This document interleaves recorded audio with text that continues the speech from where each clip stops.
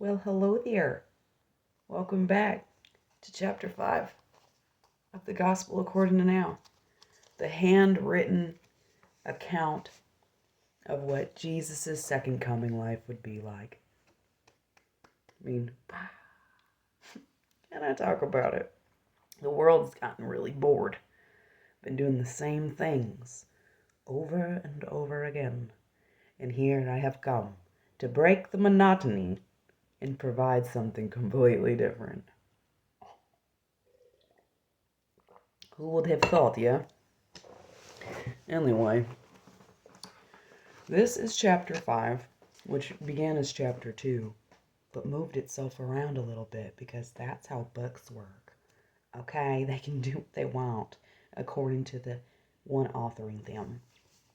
So that's what I'm going to do is give you chapter 5 right now. You ready, bud? You ready? You excited about this? I'm excited. All right. Jesus woke later than usual and began his morning routine as he did every day. First, he brushed his teeth, then he made his bed. After brushing his hair with a black plastic comb, he put clothes on, changing out of his nighttime apparel. He pulled up his red and black bottoms, then pulled a long-sleeved white shirt over his head that he tied in a knot behind his back. Breakfast would be arriving shortly, so Jesus brought himself out of his room and sat cross-legged on a green chair outside the nurse's station. Jesus put the black headphones he had kept overnight onto his ears as the hospital staff all arrived and conversed together. Tears began to form in his eyes as one of the counselors wheeled his chair over to Jesus. Maurice, the counselor, asked Jesus gently, "What's wrong?" "Nothing," replied Jesus, as 2 tears fell down his cheeks. "If there was something wrong, I would be making noise. I cry when I am sad, but I also cry for no reason. It's just part of what I do."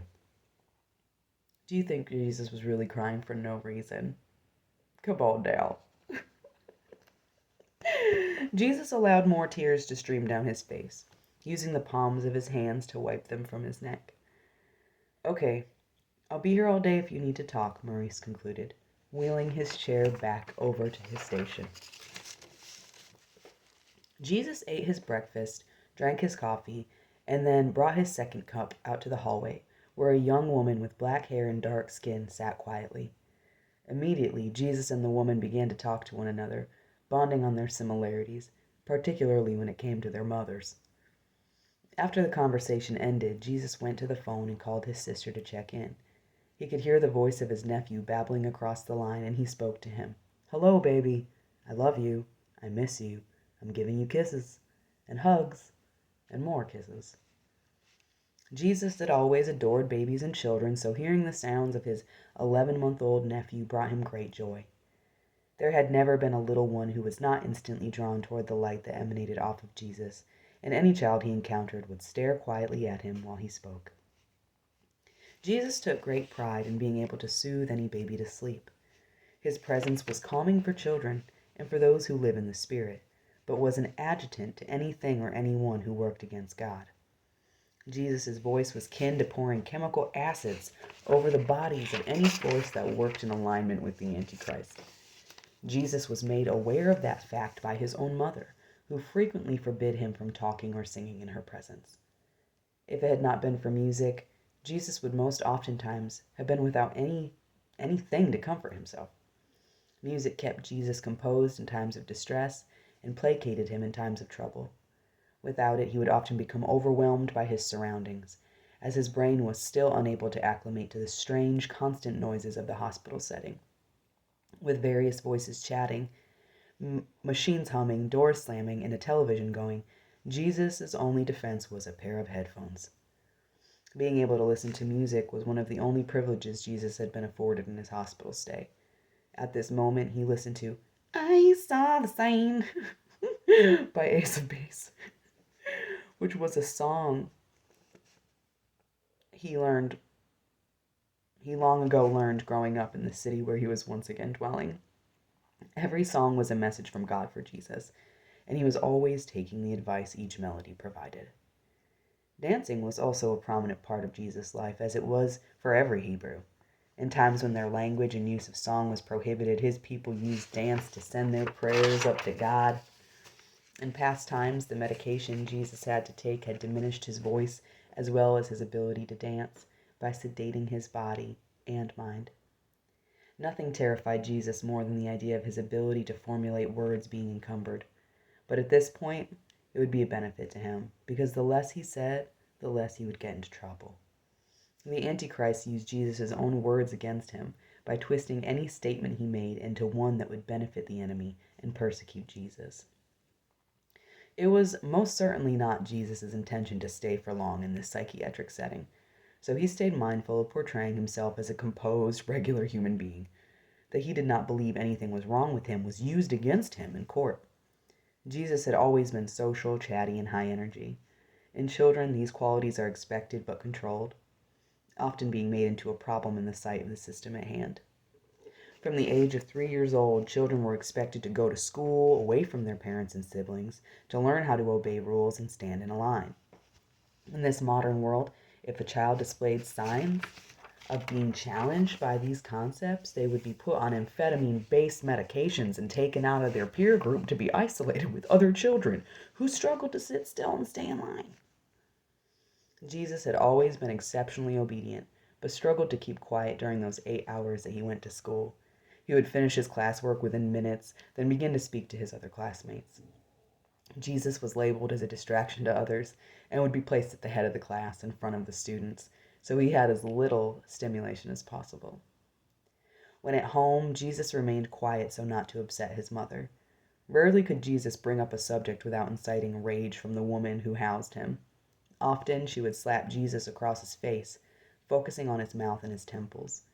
So many times Jesus had just faintly spoken upon something he did not agree with, and would be punished by way of brute force.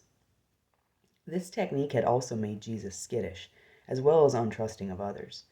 Too many times Jesus had tried to gain the approval of his mother by getting the best grade in class or giving her a work of art he had created. Always unimpressed, his mother would give him a vague, "Good job," then give it back to Jesus. His desire to please his mother had stayed with him up until this present time frame. Finally understanding that his mother had never been and never would be on Jesus' side set him free. He no longer desired her company nor sought her approval, because after 32 long years, he had finally come to understand that she hated Jesus with every fiber of her being. I'm sorry, it's so good. No longer would Jesus seek comfort or understanding from this creature who he did not regard any longer as human. Aside from a physical human body, she had no other defining human characteristics. No empathy, no affection, no consideration of anyone but herself. If Jesus was the Son of God made manifest, his mother was the daughter of Satan made manifest. This made it easier for Jesus to disengage from her spiritually and mentally. Many years had been spent hoping that she may show compassion and acceptance of her precious child, but it just never happened. Seeing her face in court, hearing her lies, did not surprise him at all.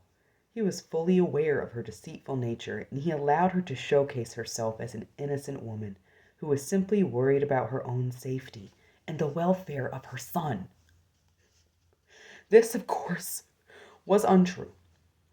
She was not scared of Jesus. She was afraid of his judgment, which was imminent. It was only a matter of time before Jesus would be restored to his rightful place as King of heaven and earth. His mother was very well aware that she had no place in this new creation, and that her existence would very quickly be one defined by the hell she had created for Jesus and his siblings, but much worse. The last thing Jesus wanted was to think of hell, so he did his best to redirect his thought process to one of peace and unity. Pain had been such a definitive part of his life that rerouting the neurons in his brain was a process that had proven to take longer than most would like. Fortunately for Jesus, he was not only patient, but had an innate ability to control his thought processes. No longer encumbered by a loyal devotion to the creature he had known as his mother, had given Jesus the greatest freedom he had yet to experience. The fact that it had taken Jesus 32 years to understand that his enemy, his abuser, and his nemesis were one entity did not make him feel unintelligent. In fact, he commended his beautiful heart for always seeing the best in every individual. However, in this case, he had projected his own expectations and desires onto his mother, and whatever good he had seen in her was actually his own reflection staring back at him. Oh. Jesus had a tendency to do this often, and it had kept him in poor company far too many times. Now, Jesus sat staring at a picture of his father, noting the striking similarities between their appearances. Both shared the commonalities of thick dark hair, bronze skin, and almond-shaped eyes that were as beautiful as they were deep. Avenging his father's death was of utmost importance to him, and enacting justice on his behalf had remained part of a threefold mission. Phase 1 of the mission would take place when Jesus would be set free from the imprisonment of this current circumstance. That first part involved avenging Jesus himself, as he had been a contributing factor to the murder of his father, after the Antichrist had, at 7 years old, indoctrinated Jesus into a cult of satanic witches who must be identified and persecuted. Phase 2 of the mission was then to solve the mystery of who murdered his father, and place those responsible for his death in prison, as they rightfully should be. Phase 3 was to avenge the public, the rest of the community, who had suffered at the hands of the Antichrist. Whenever Jesus spoke of these abuses, he would be told to let it go. Don't focus on the past. Get over it by those closest to him. Knowing that without justice, there can be no true healing, letting it go was simply not an option. Jesus also knew that this filth was still going on presently, so it was not a matter of living in the past. Under no circumstance was he able to turn a blind eye to pedophilia and murder, no matter how easy it may have made his life if he had.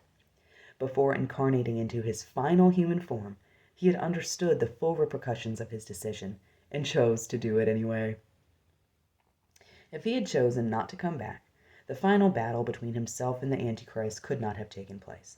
Though he would have been saved from a human life of suffering and strife, he also would not be afforded the opportunity to whoop the devil's ass and put him in prison for 1,000 years.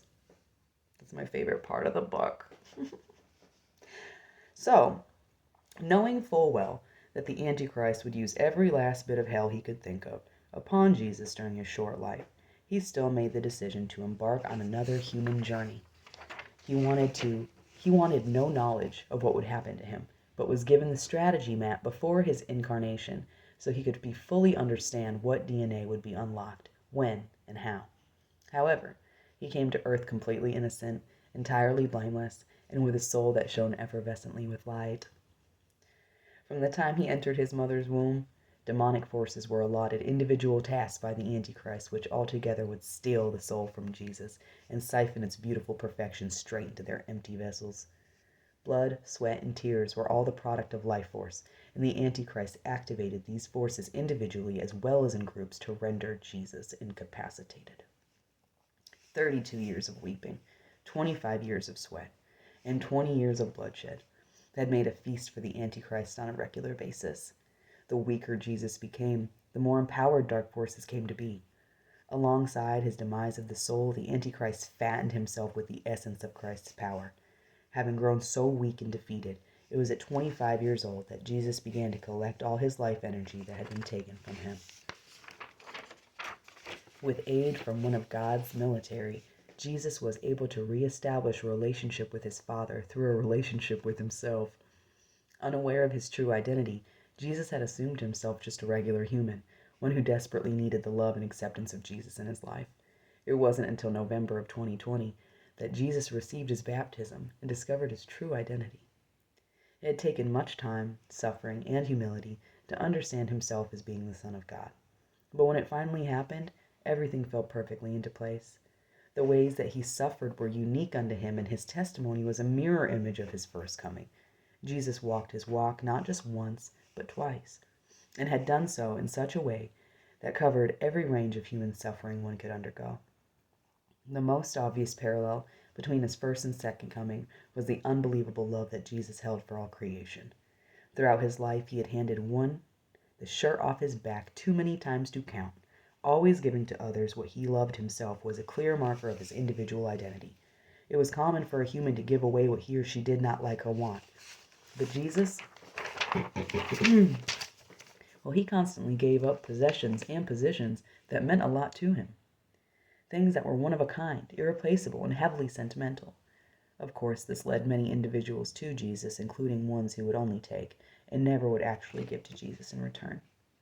That never mattered to him, however, and no matter how little he had never ceased to lovingly bestow cherished items or precious time and effort unto all of humanity. In other words, Jesus loved everyone but himself. Jesus cared for everyone but himself, and Jesus defended everyone but himself. Well, until now. Now Jesus sat in his bed, his arm sore where a blood sample had been taken. He had fought for his right for bodily autonomy and lost, but that was all part of God's plan, so he knew that in actuality he had won. It did not fully make sense, but he understood that his human brain could only handle so much at one time, and that his DNA was slowly but surely unlocking with the key to God's divine plan. Jesus had no idea what each day would hold as far as those around him were concerned, but he did understand, on his own behalf, that if he were ever going to get out of this place, he would have to remain as quiet and still as he could. On the other side of that coin, he also knew he must remain engaged and participate in the daily activities allotted to him. There wasn't an awful lot to do, painting crafts, listening to music, and reading, but he could keep himself busy with his writing. The Gospel According to Now, he scripted on the front cover of his notebook, the final showdown between Jesus and the Antichrist. It was prophesied long ago how it would all unravel, but was done so in the traditional language of symbolism, which was nearly impossible to understand for a generation that had become disturbingly literal. And same. Boom. Who's working it? She's working it. Oh, God. So good. So good. Feels good to read it out loud.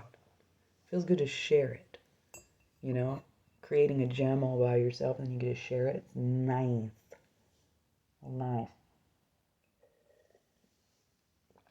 Well, I guess that about sums up. Was that chapter 5? We're really getting there. I mean, we're getting through that. Through this whole thing. I'm digging it. I'm really digging it. I hope you all have a beautiful, beautiful Sunday. And hopefully it doesn't take 12 years to upload these videos today. Because it did yesterday. It took one of them like 9 hours to upload. It must have been during peak times or something. I don't know. Anyway, I hope you enjoyed the storytelling. I'll talk to you later. Bye. Bye.